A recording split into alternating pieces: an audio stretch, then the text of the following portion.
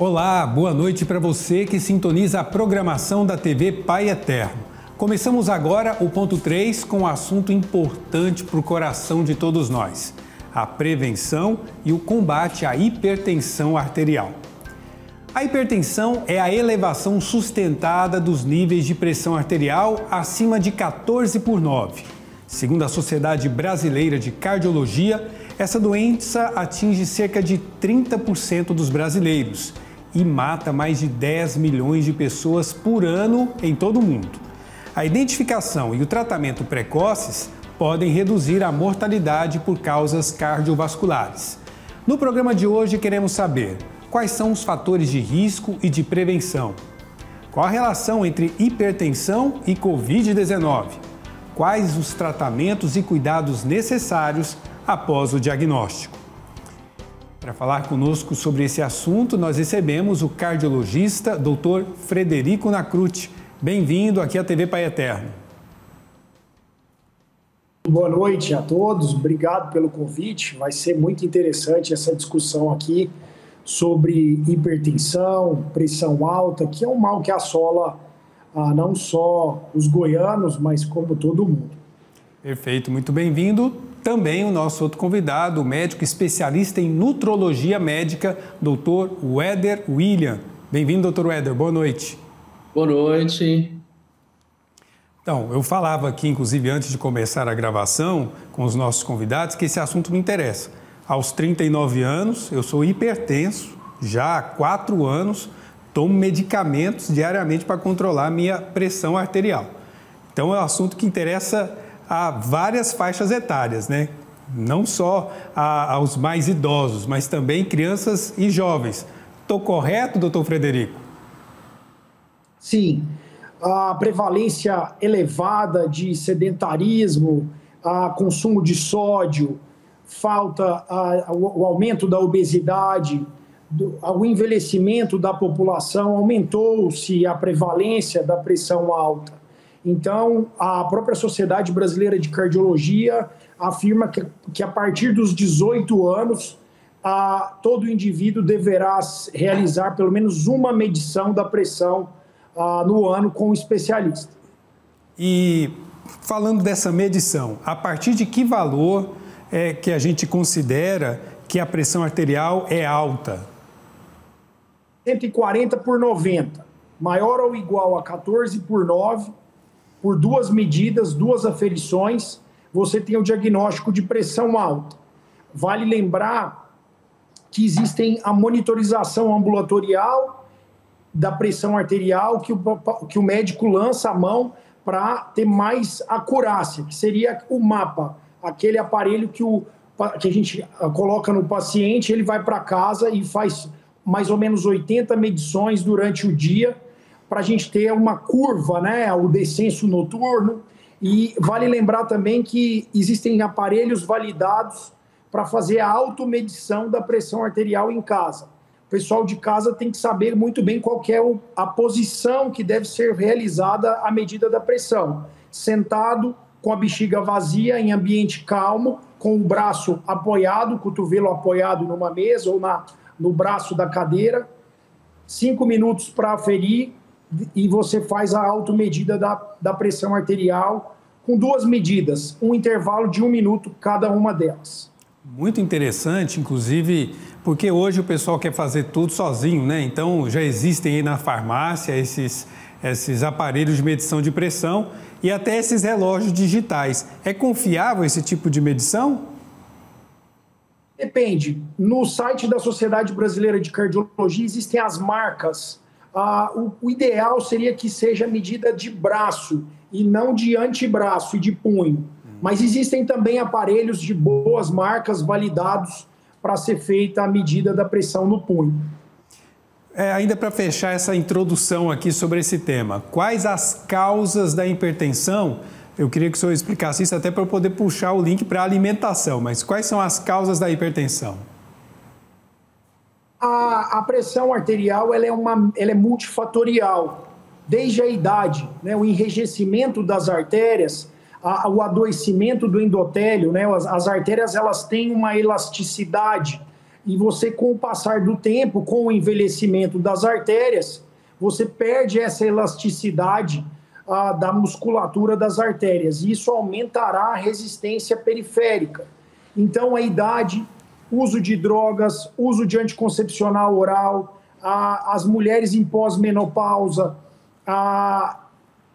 o próprio consumo de sal, a falta de atividade física, a obesidade, o diabetes, o colesterol alto, e os fatores não modificáveis, que seria a genética, né? A raça, os afro-americanos. Então, tudo o combinado, né? Múltiplos fatores vão gerar o aumento da pressão. Doutor Weder, o senhor é especialista em nutrologia. O que essa área da medicina pode nos ajudar na prevenção e no tratamento da hipertensão? Então, a parte alimentar, a parte da nutrologia, ela vem como grande auxiliar do processo da redução da hipertensão. Muitas vezes, o paciente, quando ele perde peso, permite o cardiologista baixar um pouco a medicação, permite o cardiologista, às vezes, retirar uma medicação, e a nutrologia vai interferir de maneira positiva, muitas vezes, naquele paciente que o hábito de vida dele é que está empurrando ele para o processo de hipertensão. Então, o alto consumo de produtos ultraprocessados, né, que são essas coisas que a gente abre o pacote e come, que tem muito conservante, muito sódio, isso vai aumentando o processo de chegar perto da doença verdadeira, que é a hipertensão. Uma alimentação mais saudável, né, a correção do processo interno das vitaminas, isso tudo melhora a engrenagem metabólica e pode ajudar o paciente hipertenso e pode ajudar aquele que nem ia ser hipertenso e está virando hipertenso e vai parar lá no cardiologista, né, com tudo errado. Vocês já falaram aqui que o sal tem uma ligação direta com a hipertensão. E todo mundo sabe, né? A pressão está baixa, vai lá, põe um pouquinho de sal. A pressão está alta, não vai no sal e assim por diante. Mas e quem tem o diabetes e que às vezes procura, ou precisa, na verdade, uma dieta especial? Isso pode ser também um complicador no tratamento da hipertensão? A pessoa também ser portadora do diabetes? Então, o diabetes, ele é o maior gerador de doença cardiovascular, né? A gente brinca e fala que o diabetes tem um assassino contratado, né? Ele gera a doença cardiovascular. E dentre dessas doenças estão a hipertensão e o infarto também, né? O Dr. Frederico explicaria melhor isso, mas o que acontece? A diabetes vai queimando, né, o açúcar alto, o diabetes, vai queimando a parte arterial, das artérias, das veias, a parede da tubulação. E isso vai fazendo com que ela enrijeça, né, e vai gerando uma doença cardiovascular. Então, manter o açúcar do sangue dentro de uma tabela, dentro da normalidade, né, aumenta a nossa longevidade, porque isso gera uma doença, né, separado do próprio diabetes. O diabetes pode lesar outras coisas e lesa também a parede das artérias e das veias. Eu estou entendendo cada vez que escuto falar desse assunto, que quando a gente fala de hipertensão, é algo ligado a todo o corpo, né, gente? Então, um problema leva a outro e outro problema pode agravá-lo ainda mais. É o funcionamento da máquina inteira, por isso que uma coisa puxa a outra. E aí, doutor Frederico, que alterações a hipertensão provoca no corpo, no funcionamento dos órgãos? Explica para a gente isso. Puxando o que o Weder disse, em resumo, a glicotoxicidade, né, a glicação das artérias, né, o excesso de açúcar vai atrapalhar a íntima dos vasos e vai perder a elasticidade, enrijecer as artérias e aumentar a pressão. Quando você tem uma sobrecarga pressórica, principalmente no coração, ele vai começar a se hipertrofiar, né, uma cardiomiopatia hipertensiva. E outra coisa, é água mole em pedra dura, né? São mais de 100 mil batidas com uma pressão mais alta. Você vai ter lesões de órgãos-alvo, retinopatia, AVC, né? O AIT, um acidente isquêmico transitório. nefroesclerose diabética, nefroesclerose hipertensiva, você começa a perder néfron, né? Perder a unidade celular dos rins.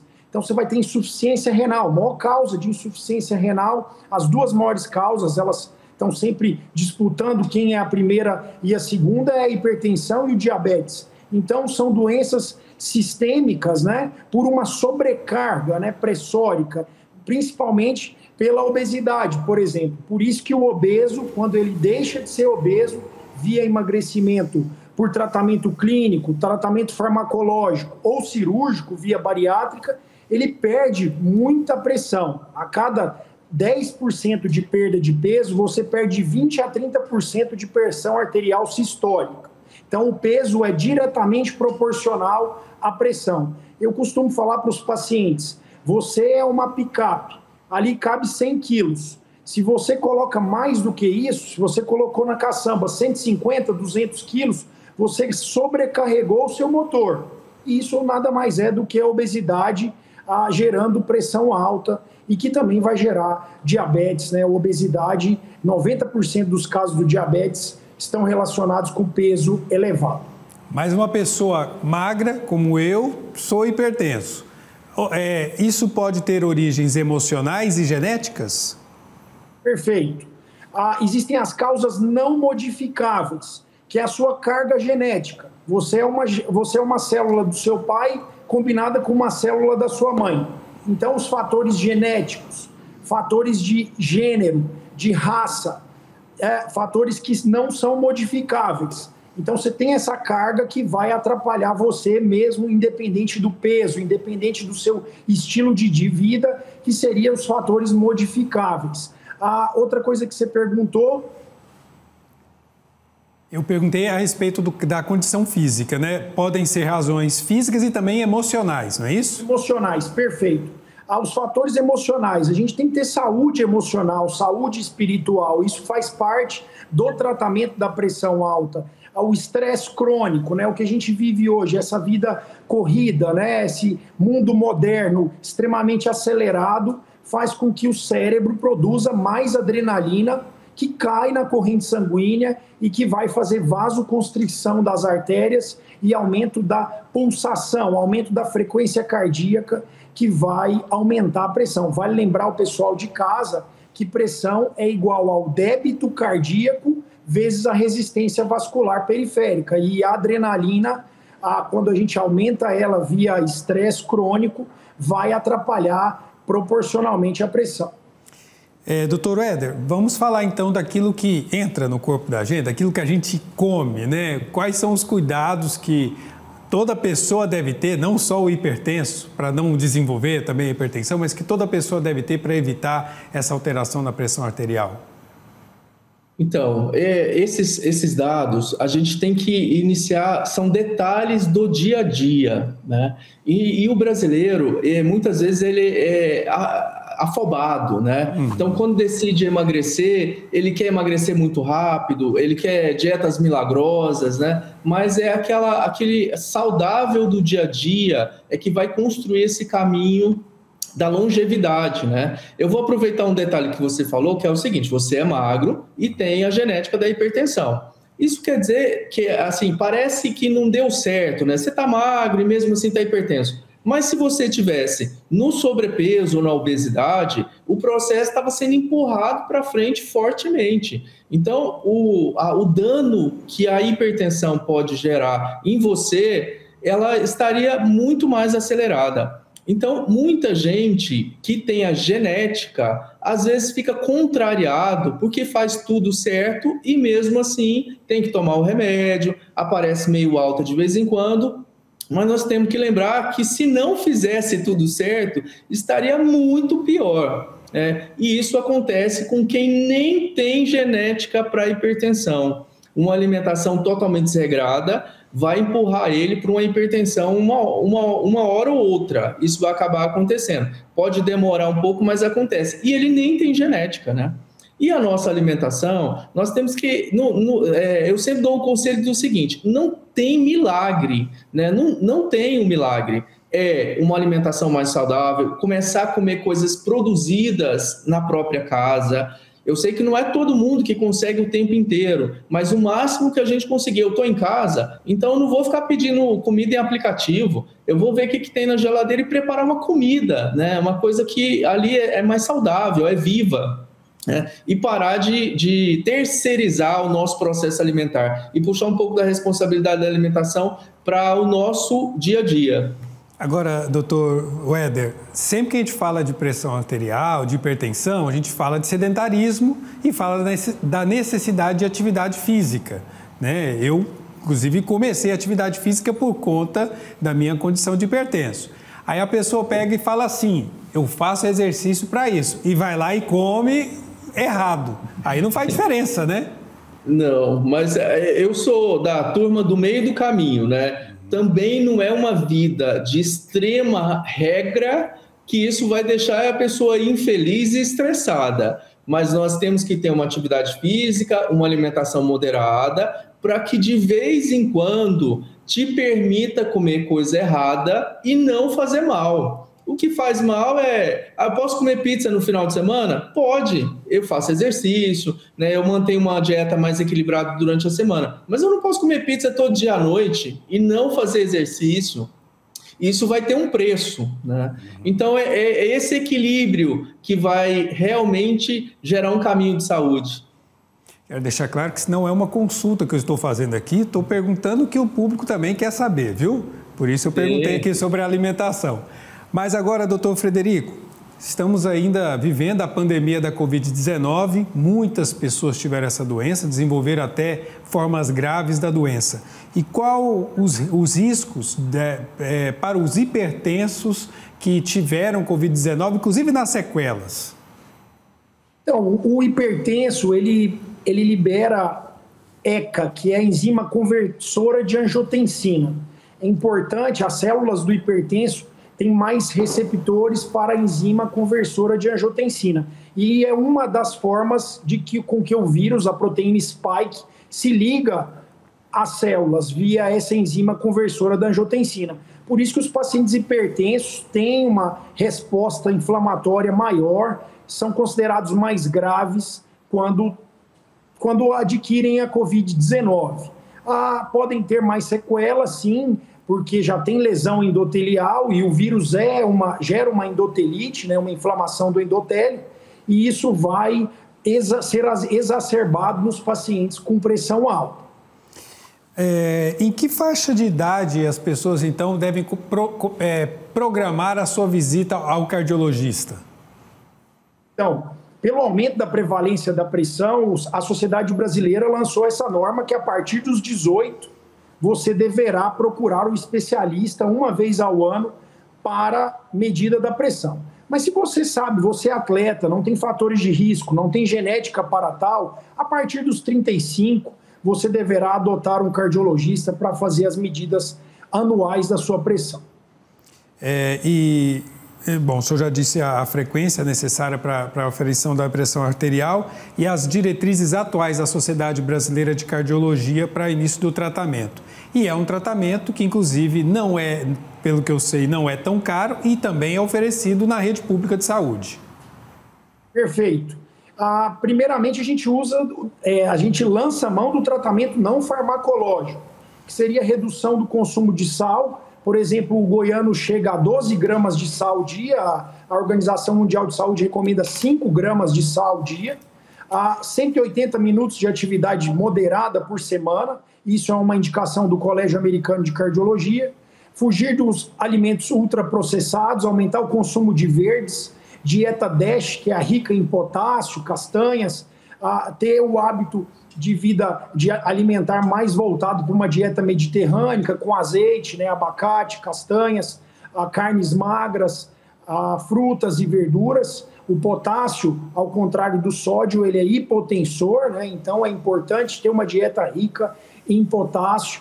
Então, esses são as primeiras mudanças que a gente tenta fazer na vida do indivíduo hipertenso, o paciente que já tem uma tendência também a ter pressão alta. E no caso do nutrólogo, ele digamos, um acessório nesse tratamento, né? Então, quando eu começo a cuidar do coração, cuidar da pressão arterial, eu posso também procurar a nutrologia. Isso, sempre vai melhorar o hábito alimentar, o hábito de vida, né? Esse perfil muscular, né? Equilibrar a musculatura para a idade, né? Vai ajudar muito no processo da hipertensão. Eu vou até comentar uma coisa que eu tenho visto aqui no consultório e anos atrás isso não acontecia. As crianças com sobrepeso aparecendo com hipertensão. Provavelmente a ansiedade infantil hoje em dia também está muito aumentada e a alimentação infantil cada dia é pior, né? E eu tenho visto pacientes infantis de 8, 9, 12 anos que quando eu pede check-up e sai com pressão alta, né? E eu tenho que mandar para o cardiologista. Mas isso não era comum há 15 anos atrás, né? Mas as crianças hoje também estão aí sobre o foco, né, da hipertensão. Aliás, é importante porque, diferente de gerações passadas, o sedentarismo atingiu em cheio exatamente as crianças, né? Com os recursos da informática, do celular. Então, não se mexem, e aí o sobrepeso, e aí leva o surgimento de casos assim, infelizmente, tem se tornado cada vez mais comum. Um coração saudável, com certeza, nos dá esperança e ânimo para o bem viver. Afinal de contas, mente sã, corpo sadio e também relações fraternas bem saudáveis. Por isso eu concluo essa conversa, essa entrevista de hoje, com uma dica do Papa Francisco sobre ter um coração saudável. Abre aspas. Ver com o coração é ver o mundo e nossos irmãos e irmãs através dos olhos de Deus. Jesus nos convida a renovar nossa maneira de ver as pessoas e as coisas. Fecha aspas. Com certeza é ver com o coração, ver com amor, ver com esperança. Então vamos cuidar bem do nosso coração, cuidar bem de toda a nossa saúde. Eu agradeço então, nesse dia em que falamos sobre a prevenção e o tratamento da hipertensão, a participação do Dr. Weder William, médico especialista em nutrologia médica. Muito obrigado, boa noite ao senhor. Eu que agradeço o convite, né? E uma boa noite a todos. Boa noite também ao Dr. Frederico Nacruti, cardiologista. Obrigado pela participação, boa noite. Muito obrigado pelo convite, foi um prazer estar aqui com vocês. Muito obrigado pelas informações, pela participação e obrigado a você que acompanha a programação da TV Pai Eterno. Até a próxima semana.